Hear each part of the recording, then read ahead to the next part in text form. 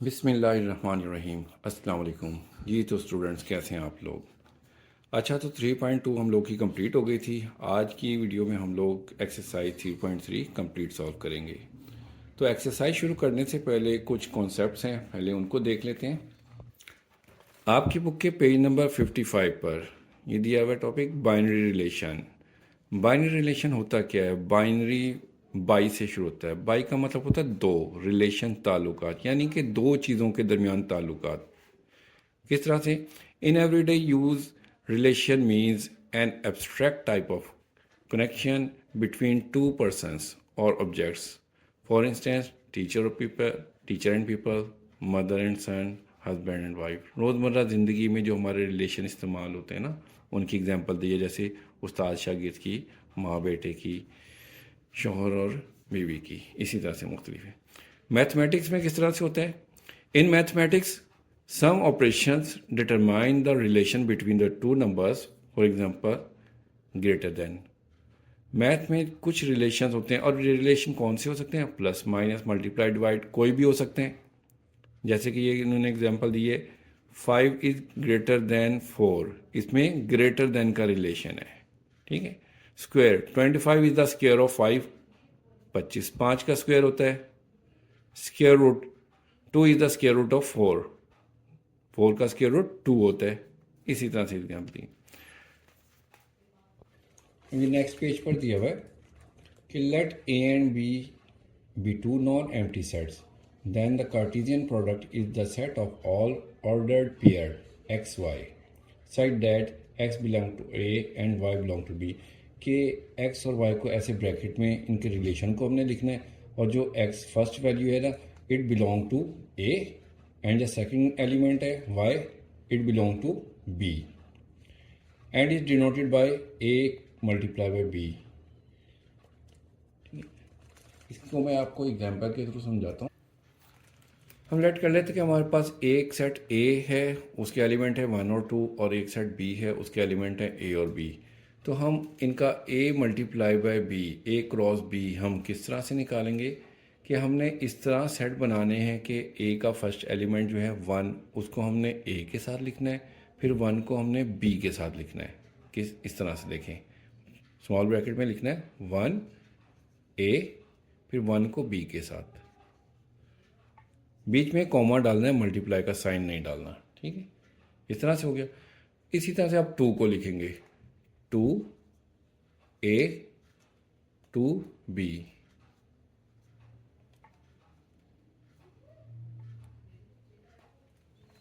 ये आ गया। तो ये हमने दो सेट्स का कार्टेशियन प्रोडक्ट का, इसको बोलते हैं हम कार्टेशियन प्रोडक्ट, ये हमने निकाला, और ये इसके रिलेशंस हमने बनाए हैं। ठीक है, समझ आ गई होगी आप लोगों को। और इन तमाम रिलेशंस में फर्स्ट वैल्यू हमारी x होती है, सेकंड वैल्यू हमारी y होती है। इससे आगे कहते हैं कि any subset of a multiply b is called a binary relation और simply a relation from a to b।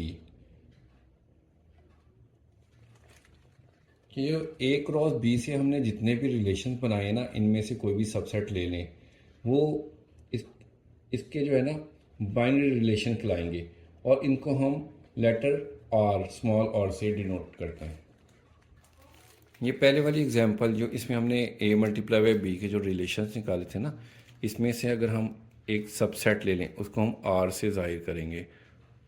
कोई से भी इसमें से ले लें, 1a ले लेते हैं और 2a ले लें, अपनी मर्ज़ी से आप ले सकते हैं कोई भी, मैंने ये दो ले लिए।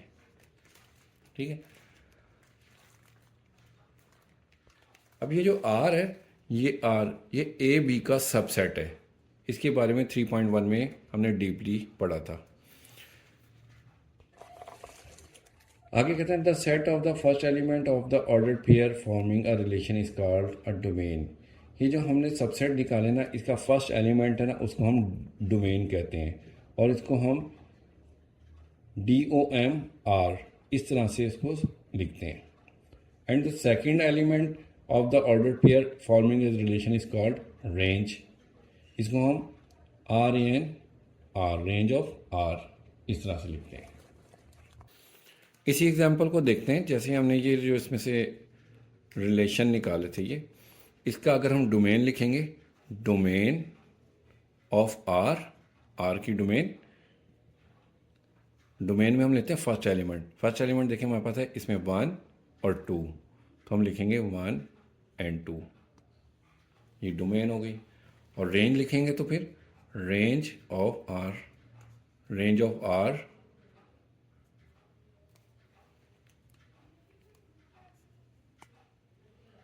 रेंज में लिखते हैं सेकंड एलिमेंट, ए है और ए है। देखिए ये रिपीट हो रहा है, लिखेंगे हम एक ही मर्तबा, रिपीट नहीं करेंगे इसमें। ठीक, इस तरह से हम डोमेन निकालते हैं और रेंज निकालते हैं। आई होप कि आपको क्लियर हो गया होगा। अब एक्सरसाइज 3.3 शुरू करते हैं। इसका फर्स्ट क्वेश्चन है, फॉर ए सेट दिया हुआ ये, find the following relation in A. A के रिलेशन फाइंड करने के लिए कहा गया है। देखें इसमें इन्होंने मल्टीप्लाई का कुछ भी नहीं बोला हुआ और ना ही कोई बी सेट दिया हुआ है। तो ए का रिलेशन हमने ए के साथ ही निकालना है, मतलब कि ए क्रॉस ए मल्टीप्लाई बाय ए निकालना है। State the domain and range of each relation. ये जो हम रिलेशन निकालेंगे उसकी फिर हमने डोमेन और रेंज भी लिखनी है। ये फर्स्ट क्वेश्चन है, इसमें ए सेट दिया हुआ है, इसका हम ए मल्टीप्लाई बाय ए निकालेंगे। ए का ए के साथ ही रिलेशन निकालेंगे।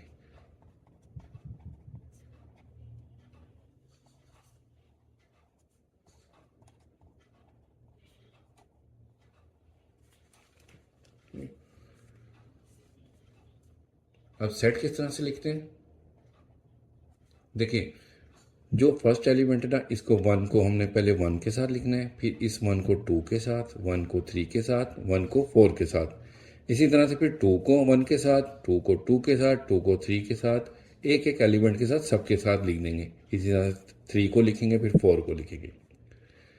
तो हम शुरू करते हैं, 1 को 1 के साथ लिखते हैं,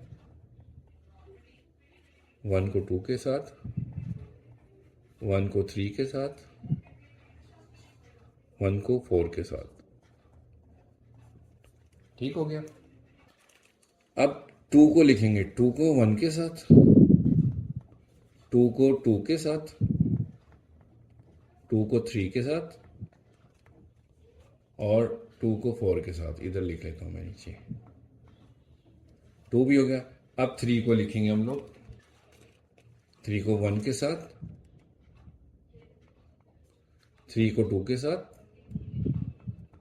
3 को 3 के साथ एंड फिर 4 के साथ। अब 4 को लिखेंगे, 4 1, 4 2, 4 3 एंड 4 4 और ब्रैकेट को क्लोज कर देंगे। ठीक है, ये हमारे पास ए क्रॉस ए आ गया। तो आप देख लें, पहले हम 1 को चारों के साथ लिख दिया, 1 2 3 4 के साथ, 1 2 3 4 के साथ, फिर 2 को 1 2 3 4 के साथ लिख दिया, फिर 3 को 1 2 3 4 के साथ लिख दिया, फिर 4 को 1 2 3 4, सबको एक 1 बाय 1 लिख दिया। ये हमारे पास कार्टेशियन प्रोडक्ट निकल आया है। इसको हम कार्टेशियन प्रोडक्ट भी कहेंगे या फिर ए मल्टीप्लाई बाय ए कह लें। बाइनरी रिलेशन में निकाल लिए। अब आगे इसका फर्स्ट पार्ट है कि हमने इनमें से वो सबसेट लेने हैं जहां पर y इक्वल टू एक्स हो। ये जो हमारे रिलेशन निकले ना, इनमें फर्स्ट वैल्यू हमारे पास x है, सेकंड y है। तो अब हमने देखना कि जहां पर x और y दोनों इक्वल होंगे ना, वो वाले लेंगे। अगर हम इसको r1 का नाम दे दें और इसमें से हम ले लें, देखिए इसमें हमारे पास y1 और x1 दोनों बराबर है, इक्वल, ये इक्वल है, 2 और 2 इक्वल है, 3 एंड 3 इक्वल है एंड ये 4 और 4 इक्वल है। ये 4 सेट हमारे पास आएंगे, 1 1, 2 2, 3 एंड 3, 4 एंड 4। ठीक हो गया। अब ये जो रिलेशन R1 निकाला है, इसकी हमने डोमेन और रेंज भी लिखनी है। तो डोमेन को लिखने का तरीका क्या है, DOM, डोमेन किसकी, R1 की। वो क्या होगी, डोमेन होता है फर्स्ट एलिमेंट। देखिए 1 2 3 4, 1 2 3 4, ये डोमेन होगी। रेंज लिखेंगे, range of R1, are range होते हैं सेकंड एलिमेंट, सेकंड कौन सी वैल्यूज हैं 1 2 3 4, हम इनको लिख लेंगे 1 2 3 एंड 4, ये हमारी रेंज आ गई। तो ये फर्स्ट पार्ट हमारा कंप्लीट हो गया। आपकी बुक में ना इनके ग्राफ भी दिए हुए हैं, हालांकि क्वेश्चन में ग्राफ का कहा हुआ नहीं है, तो ग्राफ भी बना देते हैं। चलें इसका, ये ग्राफ बना रहे हैं। ये हमारे पास है एक्स एक्सिस होता है इसको, और इसको हम वाई एक्सिस बोलते हैं, ठीक है। और ये जो रिलेशन हमने बनाया था, देखें इसमें हमारे पास कहाँ तक वैल्यूज़ हैं 1 2 3 4, 4 तक वैल्यूज़ हैं, तो हम इसमें 4 इक्वल डिस्टेंस ले लेते हैं 1 2 3 4। इसी तरह से वाई एक्सिस पर ले लेते हैं 1 2 3 4, ये नहीं। अब हमारे पास जो देखें फर्स्ट रिलेशन था ये 1 1, एक्स एक्सिस का 1 लेना है, वाई 1 लेना है। देखें दोनों कहाँ पर आके ज्वाइन करते हैं, वाई से इधर से लें और एक्स को इधर से लें, तो हमारे पास ये आता है पॉइंट, ये वाला 1 1, ठीक है। नेक्स्ट है 2 2, इधर से 2 और नीचे से 2, देखें ये हमारे पास सेकंड पॉइंट ये आएगा, ये इधर से आ गया और ये इधर से आ गया। ये थर्ड है 3 3, 3 वाई एक्सिस से इधर और इधर से ये, तो हमारे पास इस पॉइंट पर जाकर ये मिलेगा। फिर है अगेन 4 4, 4 इधर से वाई एक्सिस का और इधर से एक्स एक्सिस का लेंगे, तो ये दोनों तकरीबन ये पॉइंट हमारे पास आएगा। ये हमारे पास 1 एंड 1 है, ये 2 एंड 2, 3 एंड 3, ये 4 एंड 4। ये इसका ग्राफ कंप्लीट हो गया। सेकंड पार्ट है, इसमें हमने ऐसे रिलेशंस लेने हैं जिसमें y प्लस एक्स, वाई और एक्स को हम प्लस करें तो उसका आंसर 5y, यानी कि 5 के इक्वल हो, वो वाले हमने लेने हैं सेट, सब सेट। तो ये देखें ए क्रॉस ए जब हमने निकाला था, यहाँ पर हमारे पास एक सेट ये है 1 4, इन दोनों को प्लस करें तो 5 आंसर आता है, एक ये ले लेंगे।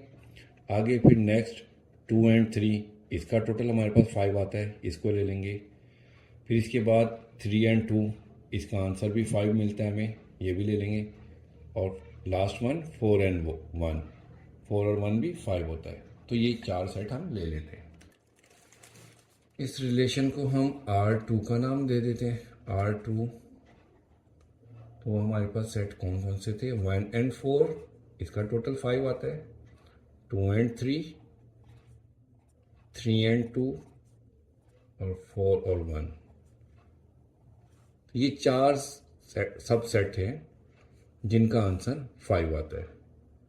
अब इसकी हम डोमेन लिखेंगे, डोमेन ऑफ R2, डोमेन होती है फर्स्ट एलिमेंट 1 2 3 4। अब रेंज लिखेंगे, रेंज ऑफ R2, रेंज होता है सेकंड एलिमेंट। देखिए सेकंड एलिमेंट में 4 3 2 1, इसको हम तरतीब से लिख लेंगे सीधा करके 1 2 3 एंड 4। ये डोमेन और रेंज आ गई इसकी। अब इसका भी ग्राफ बनाएंगे। ये एक्स एक्सिस होता है और ये हमारे पास वाई एक्सिस होता है, 1 2 3 4। इधर लेना है वाई एक्सिस पर भी 1 2 3 एंड 4। अब देखें हमारे पास रिलेशन जो था वो क्या था, एक्स एलिमेंट जो है वो 1 है और वाई 4 है, 1 एंड 4। इधर से 1 लेंगे और ऊपर 4, ये देखें यहाँ से सीधा 1 ऊपर और 4 इधर से, ये वाला पॉइंट हमें मिलेगा, 4 इधर से और 1 इधर से। सेकंड एलिमेंट हमारे पास है 2 एंड 3, 2 हमारा एक्स में यहाँ से और वाई से 3, तो ये देखिए हमारे पास आ गया ये वाला पॉइंट 3 एंड 2, ये इस तरह से मिलेगा। फिर है 3 एंड 2, एक्स पे हमारा 3 एंड 2, 3 एंड 2, ये पॉइंट आ जाएगा। फिर है 4 एंड 1, 4 ये है 1 ये है, 4 एंड 1, 1 देखें यहाँ से यहाँ और 4 ये, तो ये हमारे पास 4 पॉइंट आ गए।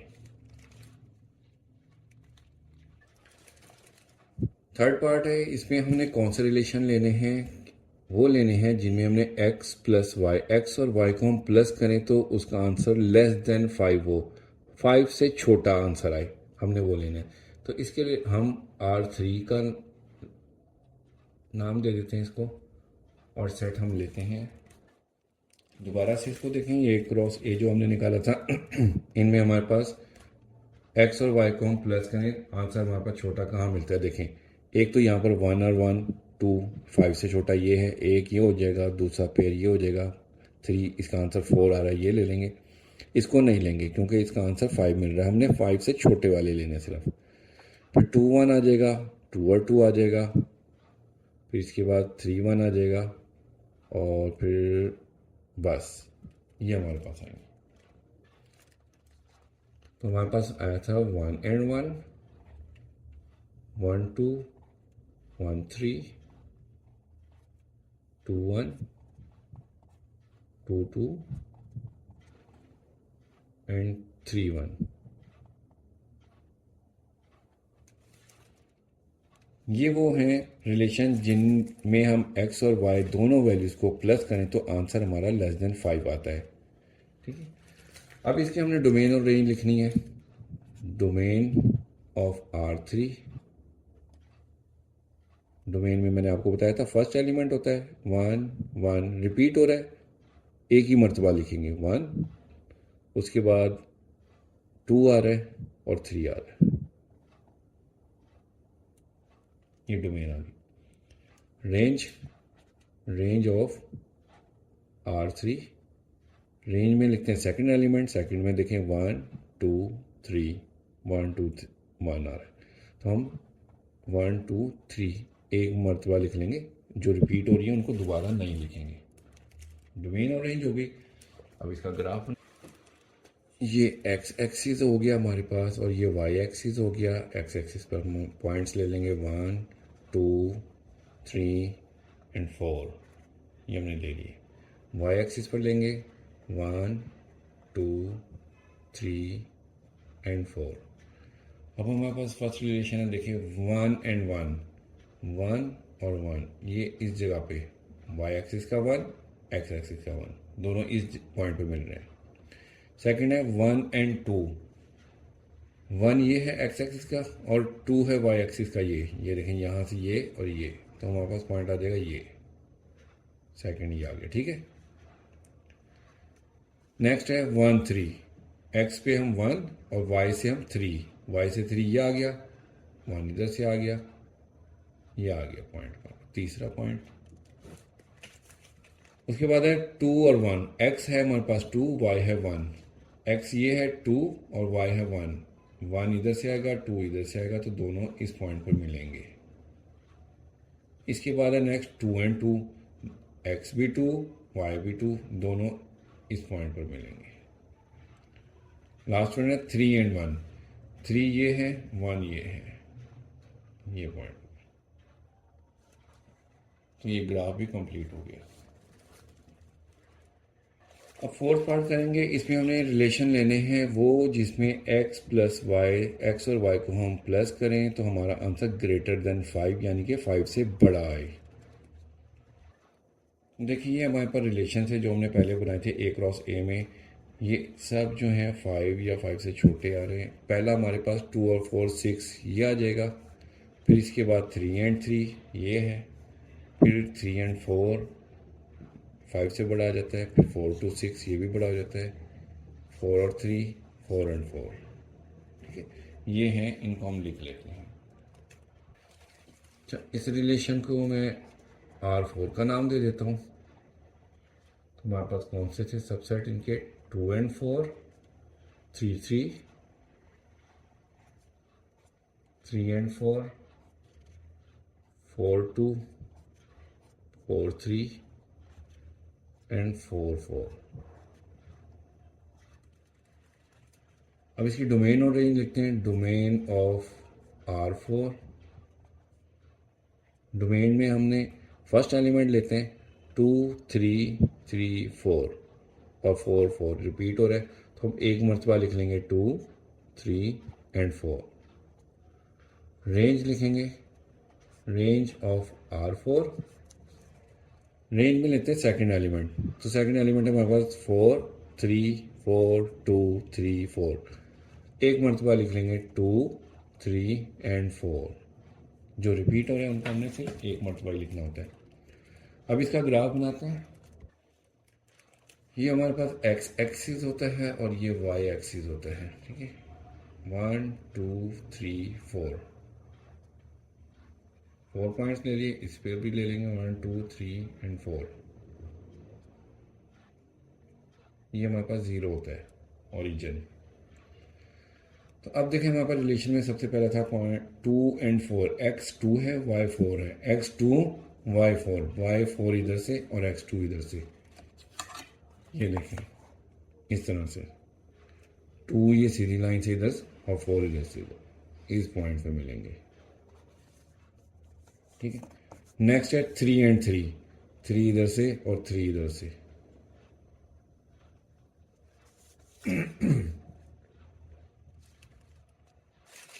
नेक्स्ट पॉइंट है हमारे पास 3 एंड 4, x3 और y है 4, 3 एंड 4। ये आ गया, यहाँ से 4 यहाँ से 3। फिर है 4 एंड 2, 4x हो गया, y2 हो जाएगा, ये आ गया। 4 3 4 ये आ गया, 3 इधर से आ गया, ये आ गया। 4 एंड 4, y एक्सिस का 4, x एक्सिस का 4, ये आ गया। तो क्वेश्चन नंबर 1 के चारों पार्ट कंप्लीट हो गए। आप क्वेश्चन नंबर 2 शुरू करते हैं। तो क्वेश्चन नंबर 2 में कह रहे हैं कि which of the following diagram represent the function end of which type, कि जो 4 डायग्राम दिए हैं इनमें से कौन सी डायग्राम फंक्शन को रिप्रेजेंट कर रही है और फंक्शन की कौन सी टाइप है। तो उसके लिए सबसे पहले जान लेते हैं कि फंक्शन क्या होता है और उसकी टाइप्स क्या हैं। यहाँ आपकी बुक के पेज नंबर 57 पर दिया हुआ है function and its domain and range. तो फंक्शन की डेफिनेशन यहाँ से शुरू होती है, let A and B 2 non empty sets, कि ए और बी ऐसे सेट हैं जो कि खाली नहीं है, और ये 3 प्रॉपर्टीज़ दी हुई हैं, 1 2 और एक नेक्स्ट पेज पर दी हुई है। कोई भी सेट इन 3 प्रॉपर्टीज़ को सेटिस्फाई करेगा तो वो फंक्शन होगा। वो क्या प्रॉपर्टीज़ हैं कि f is a relation from A to B, A to B का मतलब है ए क्रॉस बी, कि एफ एक रिलेशन है ए क्रॉस बी का। That is f is the subset of A cross B, और एफ जो है ना वो ए क्रॉस बी का, ये जो ए मल्टीप्लाई बी है इसका सबसेट है। सेकंड है domain of f equal to A, कि जो डोमेन है ना वो ए है, ए फर्स्ट एलिमेंट होता है। इसको बेहतर तरीके पर समझने के लिए एक एग्जांपल मैं देता हूँ आपको कि एक सेट हमारे पास ए है और एक बी है। या हम ए सेट हम इसको कह लेते हैं, इसको हम बी सेट कह लेते हैं। ए में हमारे पास एलिमेंट है 1 2 3 और बी में हमारे पास है ए बी सी। तो ये हमारे पास डोमेन कहलाती है और ये रेंज, इसको हम रेंज कहते हैं। फर्स्ट एलिमेंट हमेशा डोमेन होता है, सेकंड एलिमेंट रेंज का होता है। तो आपने देखना है कि इनकी अगर हम मैपिंग करें कि जैसे 1 जो है वो ए के साथ मैपिंग कर रहा है, 2 बी के साथ कर रहा है और 3 को भी मैंने बी के साथ ही कर दिया है। यहाँ पर एक बात आपने नोट करनी है कि देखें ये जो डोमेन है ना हमारे पास, इसका कोई एलिमेंट खाली नहीं है और ना हो, रहना भी नहीं चाहिए। जैसा कि देखें रेंज में एक एलिमेंट हमारे पास खाली सी है, वो रह गया खाली, वो किसी के साथ मैपिंग नहीं कर रहा। डोमेन के लिए शर्त है कि उसका कोई एलिमेंट खाली भी ना हो और वो रिपीट भी ना हो रहा हो। जैसे इसमें रेंज में बी रिपीट हो रहा है, 2 के साथ भी हो रहा है और 3 के साथ भी हो रहा है। डोमेन का कोई एलिमेंट रिपीट भी ना हो और एम्प्टी भी ना हो, खाली भी ना हो किसी, तो तब ये हमारा कहलाएगा कि ये ए टू बी फंक्शन है। फंक्शन हमारा ए टू बी कहलाएगा। क्लियर हो गया? दोबारा मैं बता देता हूँ कि हमारा फंक्शन होने के लिए ज़रूरी है कि हमारे पास डोमेन का कोई एलिमेंट खाली ना हो और उसमें कोई रिपीट भी ना हो एलिमेंट। रेंज का खाली भी रह सकता है, रिपीट भी हो सकता है, उसके लिए कोई शर्त नहीं है, सिर्फ डोमेन के लिए है। ओके हो गया। अगर तो डोमेन का कोई एलिमेंट खाली रह गया तो हम कह देंगे कि ये फंक्शन नहीं है, या कोई रिपीट होगा एलिमेंट, जिस तरह से इधर बी रिपीट हो रहा है, हम तब भी कहेंगे कि ये फंक्शन नहीं है। अब टाइप्स ऑफ फंक्शन को देखते हैं कि फंक्शन की टाइप्स कौन सी हैं। इसमें देखिए हमारे पास एक सेट है ए और एक है बी। इसके ए के एलिमेंट है 1 3 5 और बी के हैं ए बी सी।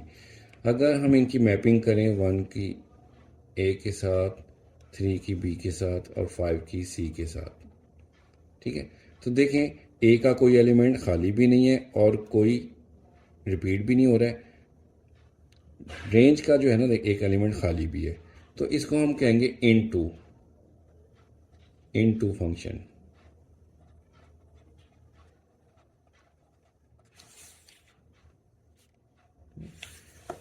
क्योंकि इस हमारा जो है ना ए कंप्लीट जो है ना वो बी के साथ रिलेशन बना रहा है, ठीक है, इसको हम इनटू कहेंगे। अब सेकंड पे हम देखते हैं कि अब हमारे पास एक है सेट ए, उसके एलिमेंट है 1 2 और बी के हैं ए बी सी।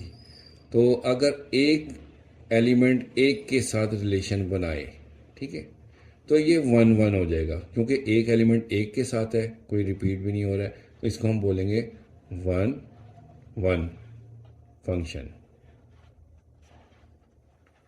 इसका दूसरा नाम, इसको हम इंजेक्टिव फंक्शन भी कहते हैं।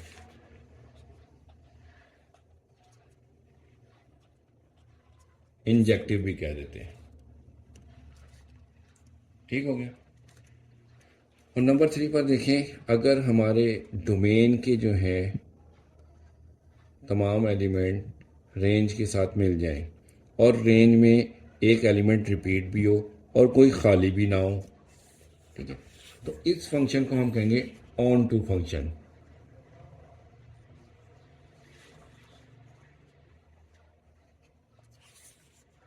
ठीक है, इसका दूसरा नाम सरजेक्टिव भी है, इसको हम सरजेक्टिव भी बोल सकते हैं।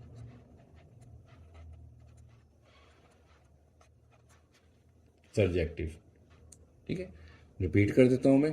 देखिए पहले जो हमने किया था कि रेंज में रिपीट भी हो रहा था और एक खाली भी था, तो ये इनटू हो गया, पूरा का पूरा ए इसके अंदर इन हो गया, ठीक है। और जिसमें एलिमेंट रिपीट ना हो रहा हो, एक खाली हो, वन एलिमेंट के साथ मिले, तो इसको हम 1 1 फंक्शन कहते हैं। और जिसमें डोमेन के तमाम एलिमेंट रेंज के साथ मैपिंग करें और एक रिपीट भी हो जाए रेंज का और इसका कोई खाली भी ना हो रहे कोई एलिमेंट, तो इसको हम बोलते हैं ऑन टू फंक्शन। अब ये लास्ट टाइप है। इसमें क्या होता है कि इसमें जो ना एक एलिमेंट एक के साथ मिलता है, चाहे आप ऐसे क्रॉस में मिला लें या सीधे सीधे मिला लें, जिस तरह मर्जी मिला लें, ना तो डोमेन रेंज का कोई एलिमेंट रिपीट होता है ना कोई खाली होता है। डोमेन के लिए जो शराइत मैंने शुरू में आपको बता दी थी, कंडीशंस बता दी थी फंक्शन होने के लिए, वो तो चारों टाइप्स में देखनी हमने, कि डोमेन का कोई एलिमेंट खाली भी ना रहे और उसमें कोई रिपीट भी ना हो, तो ये फंक्शन होता है। ये चेक करने के बाद अब फंक्शन की टाइप चेक करते हैं। दोबारा से रिपीट कर दूं कि अगर तो रेंज में एक कोई एलिमेंट रिपीट हो और एक खाली हो, तो उसको हम बोलेंगे इनटू फंक्शन। और एक एलिमेंट एक के साथ मैपिंग करे, एक खाली हो रेंज का, तो उसे हम 1 1 फंक्शन बोलेंगे। और फिर अगर डोमेन का हर एलिमेंट रेंज के साथ मैपिंग करे और डोमेन में एक रिपीट हो जाए और एम्प्टी कोई ना हो, खाली कोई ना हो, तो इसको हम ऑन टू फंक्शन कहेंगे। और जो लास्ट वन है, इसमें एक एलिमेंट एक के साथ मैपिंग करता है, ना तो कोई रिपीट हो रहा है ना कोई एम्प्टी है, इसको हम 1 1 एंड ऑन टू फंक्शन बोलेंगे। 1 1 ऑन टू भी कहेंगे, या इसको हम 1 2 1 भी कह सकते हैं। 1 2 1 आपकी बुक में ये नाम नहीं दिया हुआ है, आप इसको 1 2 1 भी कह सकते हैं। और थर्ड, इसको बाइजेक्टिव भी बोलते हैं। ये तीनों इसके नाम है। क्लियर हो गया? तो आप एक्सरसाइज की तरफ आते हैं। अभी क्वेश्चन नंबर 2 का फर्स्ट है, फर्स्ट फिगर दी है। अब इसमें देखें कि ये जो हमारे पास डोमेन है, ये फर्स्ट एलिमेंट जो होती है डोमेन होती है, 1 2 3 ये डोमेन है, ये रेंज है। अब देखें इसमें जो है ना 1 रिपीट हो रहा है। मैंने आपको बताया था कि डोमेन का कोई एलिमेंट रिपीट नहीं होना चाहिए। ये रिपीट हो रहा है, इसलिए it is not a function. ठीक है, this figure does not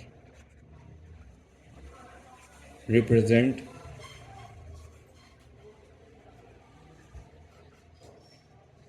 a function.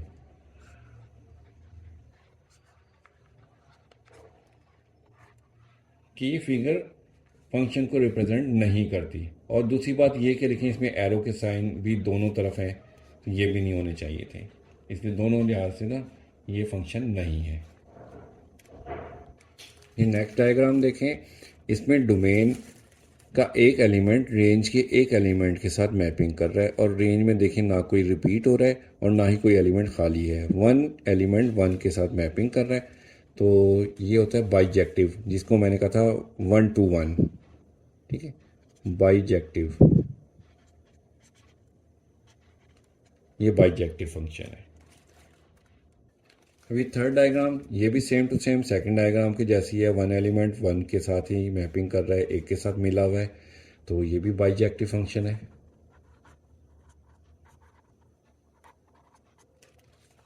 इसी तरह से फोर्थ डायग्राम को, फोर्थ को देखें, इसमें देखें डोमेन का एक एलिमेंट रेंज के एक एलिमेंट से मिल रहा है, और बल्कि रेंज के जो है ना एक एलिमेंट डोमेन के दो एलिमेंट के साथ मैपिंग कर रहा है। देखिए इसमें रिपीट भी हो रहा है और एक एम्प्टी भी है, खाली भी है। तो मैंने बताया था टाइप्स में फर्स्ट जो था वो था इनटू फंक्शन, जिसमें रेंज का एक एलिमेंट रिपीट हो रहा था और एक खाली भी था। तो ये हमारे पास इनटू फंक्शन आ गया।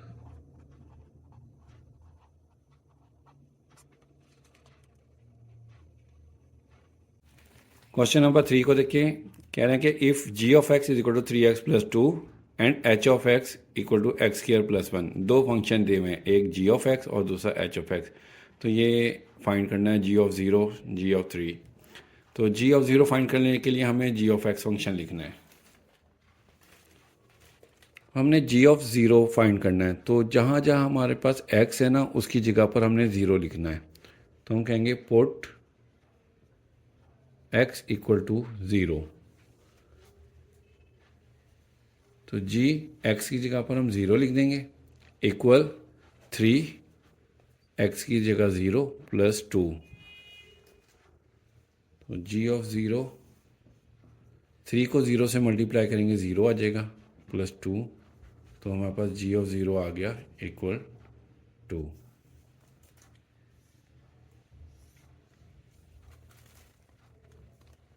अब ये सेकंड पार्ट है, इसमें हमने जी ऑफ -3 फाइंड करना है। तो जहाँ हमारे पास x है उधर हम -3 पुट कर देंगे। हम लिखेंगे पुट x इक्वल -3। तो हमारे पास आ जाएगा फंक्शन जी ऑफ -3 इक्वल, इस 3 को लिखेंगे और x की जगह पर हम -3 लिखेंगे प्लस 2। इसको मल्टीप्लाई करेंगे तो -9 प्लस 2, -9 में से 2 को प्लस 2 माइनस करेंगे तो हमारे पास -7 आ जाएगा, जी ऑफ -3। ये आंसर है। थर्ड पार्ट है जी ऑफ 2/3 फाइंड करना है। तो हम पुट x इक्वल टू 2/3 करेंगे। तो जी और x की जगह पर 2/3 इक्वल 3, x की जगह हमने 2/3 लिखा प्लस 2। ये 3 इस 3 से कैंसिल हो गया, तो हमारे पास 2 + 2 बचा, हमारे पास आंसर आ गया 4।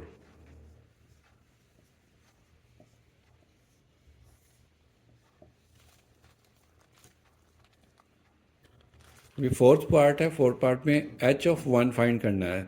क्योंकि h फाइंड करना है इसलिए हमने h का फंक्शन लिख लिया, h of x is equal to x² + 1।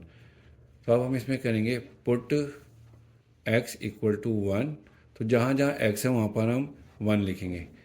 तो हमारे पास आ जाएगा h1, एक्स स्क्वायर है तो x की जगह पर 1 लिखेंगे और स्क्वायर आ जाएगा +1, 1 का स्क्वायर 1 होता है, +1, 1 + 1 2, तो h ऑफ 1 ये आ गया हमारे पास आंसर।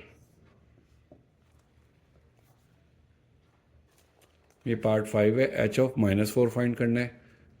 बिल्कुल उसी तरीके से करेंगे। पुट x इक्वल -4, x की जगह पर -4 लिखेंगे तो हमारे पास h ऑफ -4 आ जाएगा इक्वल एक्स स्क्वायर है तो -4 का स्क्वायर +1, माइनस का स्क्वायर प्लस होता है और 4 का स्क्वायर 16 +1, 16 + 1 17 होता है। h ऑफ -4 17 आ गया, ये इसका आंसर है।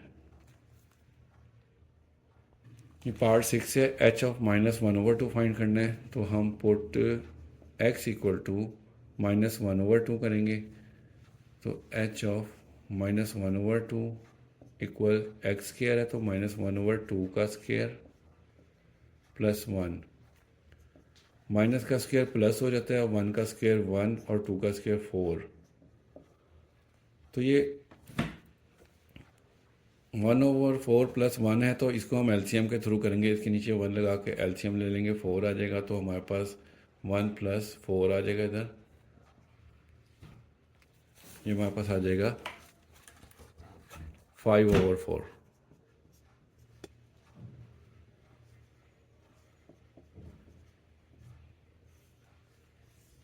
ये आंसर है। क्वेश्चन नंबर 4 कहते हैं कि given that f of x equal to ax + b + 1, ये f ऑफ x दी हुई है इक्वेशन और उन्होंने कहा कि if f of 3 equal to 8 and f of 6 equal to 14 हो then find the value of a and b। तो पहले हमने f ऑफ 3 फाइंड करना है, फिर f ऑफ 6, फिर उसके बाद हमने a और b फाइंड करना है इनकी मदद से। अब हमें ये इक्वेशन दी हुई है और f ऑफ 3 8 दिया हुआ है, f ऑफ 6 14 दिया हुआ है। इसको हम इक्वेशन 1 का नाम दे देते हैं और सबसे पहले हम कहते हैं put x equal 3 in equation 1। x equal 3 इसमें पुट करेंगे तो f3 इक्वल a, x की जगह पर हम 3 लिखेंगे प्लस b + 1 आ गया। अब f3 की वैल्यू है इधर 8, इस f ऑफ 3 की जगह पर हम लिखेंगे 8, ये a3 आ गया हमारे पास प्लस b + 1।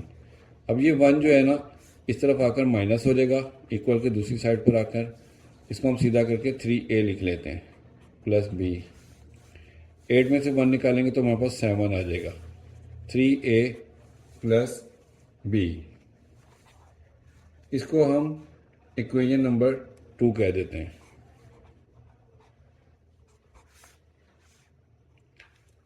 अब हमने f ऑफ 6 के लिए put x equal 6 in equation 1 करते हैं। तो इक्वेशन 1 में हम पुट करेंगे तो f ऑफ 6 आ जाएगा। a, ये जो इक्वेशन हमारे पास ऊपर दी हुई है ना ये वाली, इसकी जगह पर x की जगह पर हमने 6 लिखना है, 6 प्लस b + 1। तो f ऑफ 6 की वैल्यू दी हुई है 14, ये हमारे पास दी हुई है f ऑफ 6 की वैल्यू 14। इसकी जगह पर हम लिखेंगे 14, 6a प्लस b + 1। अब 1 इस इक्वल के दूसरी साइड पर आएगा तो माइनस हो जाएगा, तो हमारे पास रह जाएगा 6a प्लस b। 14 में से 1 को माइनस करेंगे तो 13, 6a प्लस b। अब इस इक्वेशन को हम कह देंगे इक्वेशन नंबर 3, ठीक है। अब जो इक्वेशन 2 हमने निकाली थी ये और इक्वेशन 3 ये है, 2 को हम 3 में से माइनस करते हैं, सब्ट्रैक्ट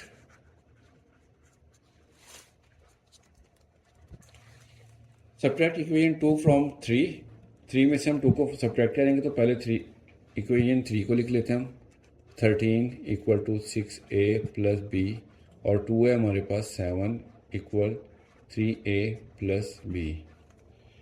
सब्ट्रैक्ट करने के लिए हमारे पास यहाँ पर नीचे वाली जो वैल्यू है इसकी हम साइन चेंज करते हैं, ये माइनस हो जाएगा, ये भी माइनस हो जाएगा।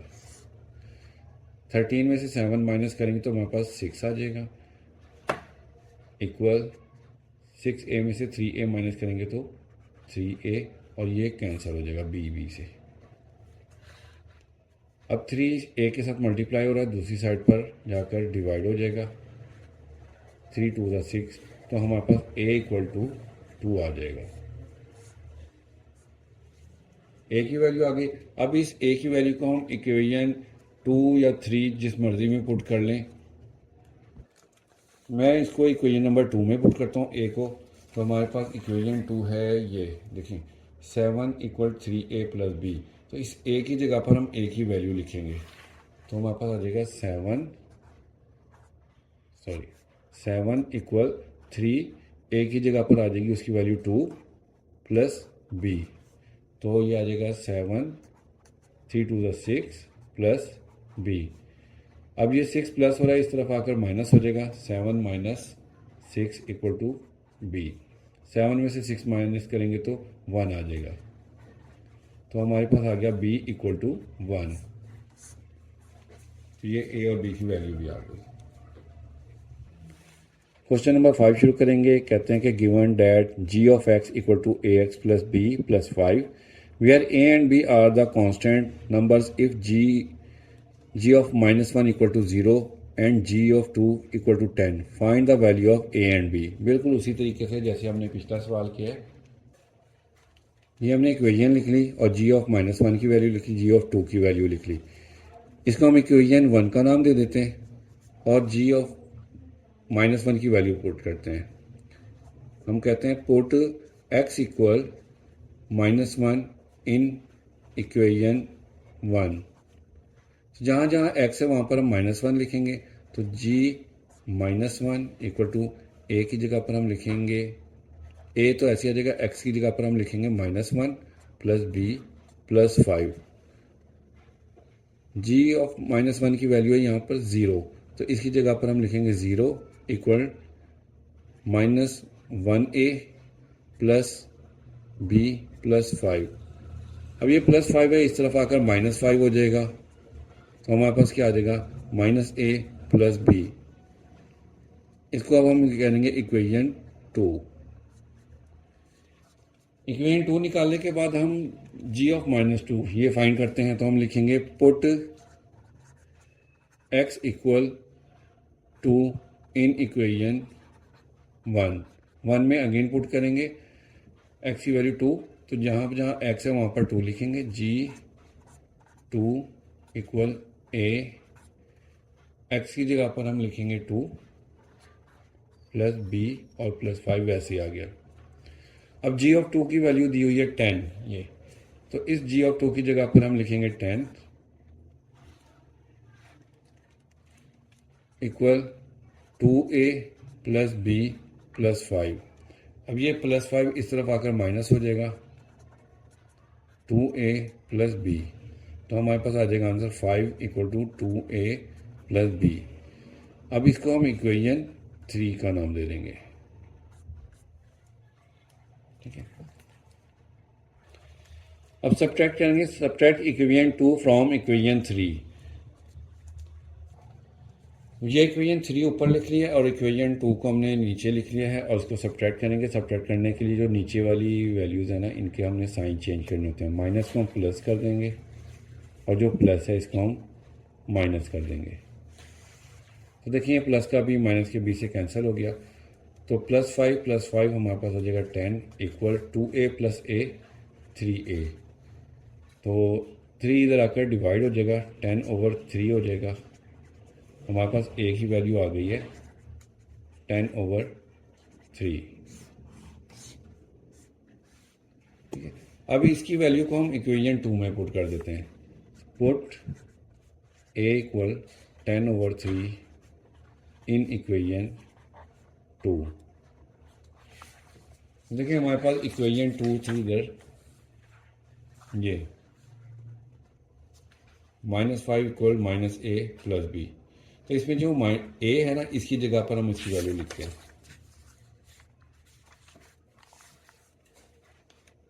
हमारे पास ये -5 इक्वल a की जगह पर हम लिखेंगे 10/3 प्लस b।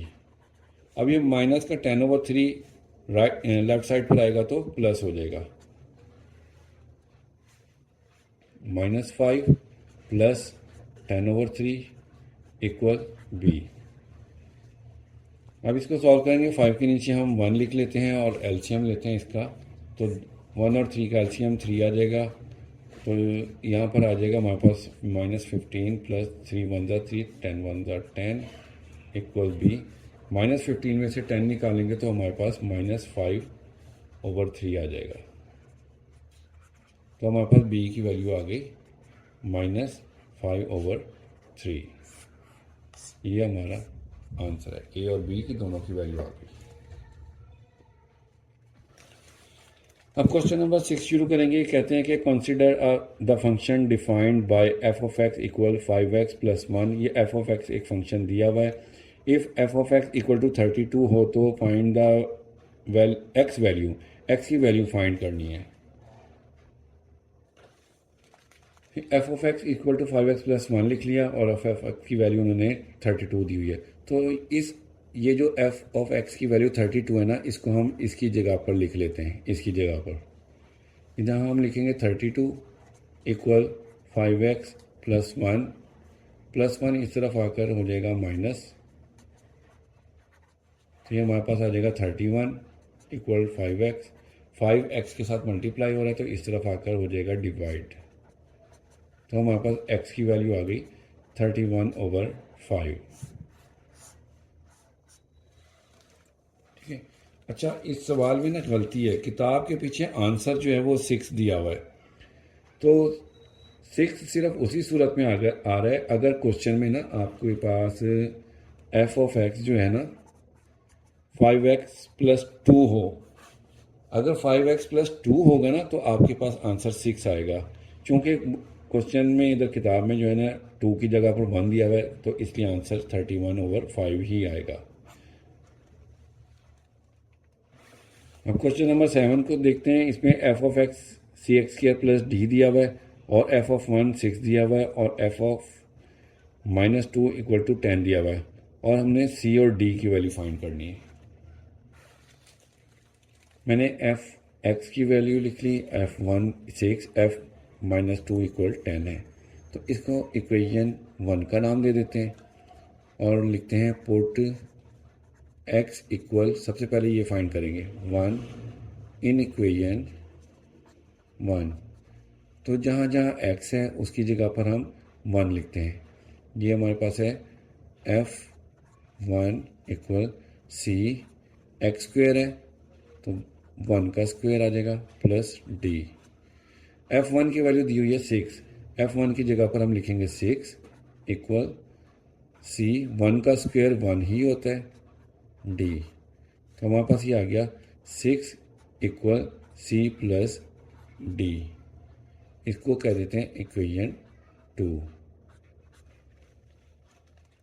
अब इसको फाइंड करते हैं f-2 को। तो हम लिखेंगे put x equal -2 in equation 1।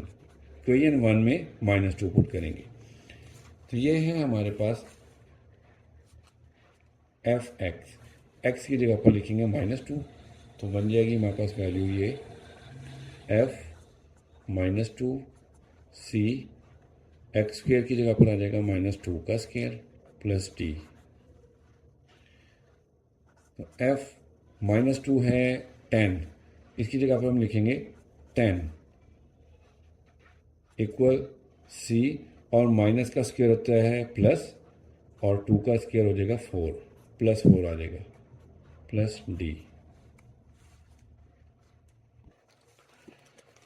तो ये हमारे पास वैल्यू आ जाएगी 10 इक्वल 4c प्लस d।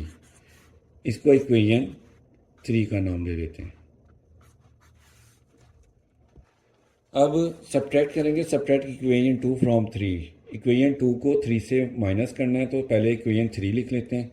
तो इक्वेशन 3 है हमारे पास 10 इक्वल 4c प्लस डी, और इक्वेशन 2 है हमारे पास 6 इक्वल c प्लस डी। तो सब्ट्रैक्ट करना है, सब्ट्रैक्ट में इनके साइन चेंज करते हैं, इसको हम माइनस कर देंगे, इसको भी माइनस कर देंगे, इसको भी माइनस कर देंगे, ये प्लस के हैं। तो 10 में से 6 माइनस करेंगे तो हमारे पास आ जाएगा 4 इक्वल 4 में से 1c माइनस करेंगे तो 3c रह जाएगा, और इसकी हो जाएगी कटिंग। तो 3c के साथ मल्टीप्लाई हो रहा है, दूसरी साइड पर आकर डिवाइड हो जाएगा, 4/3 इक्वल c। तो हमारे पास c इक्वल टू 4/3 आ गया है। अब इसकी वैल्यू को हम इक्वेशन 2 में पुट करते हैं। Put c equal to 4/3 in equation 2। तो हमारे पास आ जाएगा c इक्वल 6 इक्वल c की जगह पर हम लिखेंगे 4/3 प्लस d। 6 4/3 आकर माइनस हो गया इक्वल डी। 6 के नीचे हम 1 लिख लेंगे, इसका एलसीएम लेंगे, 3 आ जाएगा। 1 3 ज़ा 3 होता है, तो 3 से मल्टीप्लाई करेंगे, 6 3 ज़ा 18 माइनस 4 इक्वल टू डी आ जाएगा। 18 में से 4 निकालेंगे तो हमारे पास आ जाएगा 14/3 इक्वल डी। तो डी की वैल्यू आ गई हमारे पास 14/3। सी और डी की वैल्यू आ गई। एंड आई होप कि आपको अच्छे से समझ लग गई होगी। हमारी एक्सरसाइज 3.3 कंप्लीट हो गई है। ओके, अल्लाह हाफिज़।